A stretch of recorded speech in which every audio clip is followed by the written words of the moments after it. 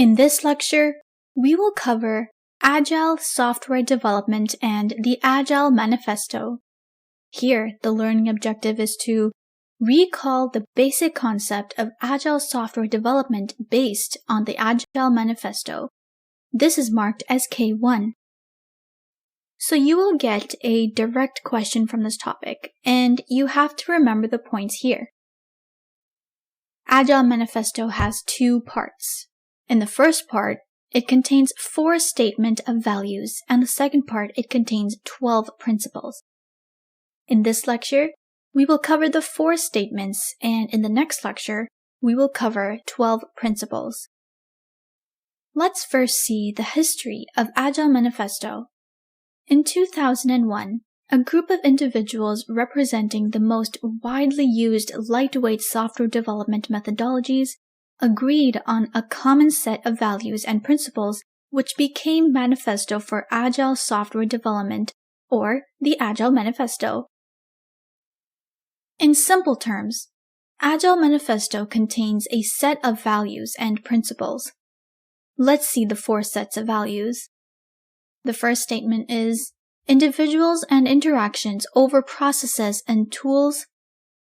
Second statement is working software over comprehensive documentation. The third statement is customer collaboration over contract negotiation. The fourth statement of value is responding to change over following a plan. The Agile Manifesto argues that although the concepts on the right have value, those on the left have greater value. The manifesto is not suggesting to replace the items in right with left. Rather, it stresses upon prioritizing left items over right. The Agile Manifesto was created as an alternative to document-driven, heavyweight software development processes, such as the Waterfall approach. Now let's understand each of the 4 statements one by one. The first statement is individuals and interactions over processes and tools. To understand this point, let's consider 2 scenarios. In scenario 1, to build software you are working as a team, and the member of the team communicates and interacts with each other to get the best implementation idea. In the second scenario, you are working independently. You are dependent on the defined process and tool for the implementation. Since in this scenario we are not much interacting with the other team member, we don't know if we are implementing the best software. By comparing the 2 scenarios, we can easily say that scenario 1 is better. With this, we can say that teams of people build software, and it is through continuous communication and interaction, rather than a reliance on tools or processes, that teams can work most effectively. That is the reason in Agile Manifesto we give more importance to individuals and their interactions over processes and tools. The second statement is working software over comprehensive documentation. To understand this, we will again consider 2 scenarios. In scenario 1, suppose after iteration, when you implemented 2 features out of 15 features and they are working. Along with that, you have a few documents which you send to the customer. Similar way, after the second iteration, you implemented 4 features, so in total, you implemented 6 features out of 15. Now all the 6 features are working, and again you sent it to the customer for feedback with minimum required documents. This is how you are working in scenario 1. Now let's move on to scenario 2. Here you worked for a month and tried to implement all the features, but currently they are not working as implementation is not complete. Here, after each stage, you have created a lot of documentation to keep the track of your project. Now you can see which scenario is better.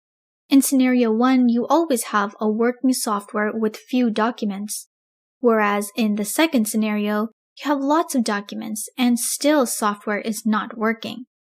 Therefore, if you think from a customer perspective, working software is much more useful and valuable than overly detailed documentation, because working software provides an opportunity to give the development team rapid feedback.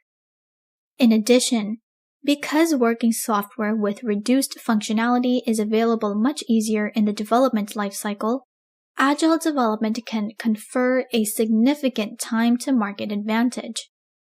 Agile development is, therefore, especially useful in rapidly changing business environments where the problems and/or solutions are unclear, or where the business wishes to innovate in new problem domains. That is the reason in Agile Manifesto we give more importance to working software over comprehensive documentation. The third statement is customer collaboration over contract negotiation. We'll see two scenarios to understand this point. In scenario 1, you see that the customer is not able to specify the system that they required. Since you are the expert in the field, you provide support to them to specify the system. By doing this, you are a collaboration with them and helping them to develop a better product. In scenario 2, whenever a customer asks you for support, you show him the contract saying that it's not mentioned here, so you will not provide. Or every time they come to you, you try to negotiate the contract. By seeing both scenarios, we can say that scenario 1 is better, because by collaborating with the customer, we understand their requirement better. With this explanation, we can say that customers often find great difficulty in specifying the system that they require. Collaborating directly with the customer improves the likelihood of understanding exactly what the customer requires. While having contracts with customers may be important, working in regular and close collaboration with them is likely to bring more success to the project. That is the reason in Agile Manifesto, we give more importance to customer collaboration over contract negotiation. The fourth statement of value is responding to change over following a plan. Let's understand this with two scenarios. In the first scenario, we made an implementation plan. Based on the implementation planning, we started working. While working on the feature, we came to know that the customer has changed the feature. Then based on this input, we stopped working on the feature and made a new plan. Whereas in the second scenario, even after knowing that the feature was changed, we continued with the implementation as it was planned. In the next planning, we considered the new changes. Now if we compare both scenarios, we can easily say that in scenario 1, we saved lots of time because we responded to change quickly. With this explanation, we can state that change is inevitable in software projects. The environment in which the business operates, legislation, competitor activity, technology advances, and other factors can have a major influence on the project and its objectives. These factors must be accommodated by the development process. As such, having flexibility in work practices to embrace change is more important than simply adhering rigidly to a plan. That is the reason in Agile Manifesto we give more importance to responding to change over following a plan. So these are the 4 Agile Manifesto values we covered in this lecture. Individuals and interactions over processes and tools, working software over comprehensive documentation, customer collaboration over contract negotiation, responding to change over following a plan. Remember them as it is, as they are very important.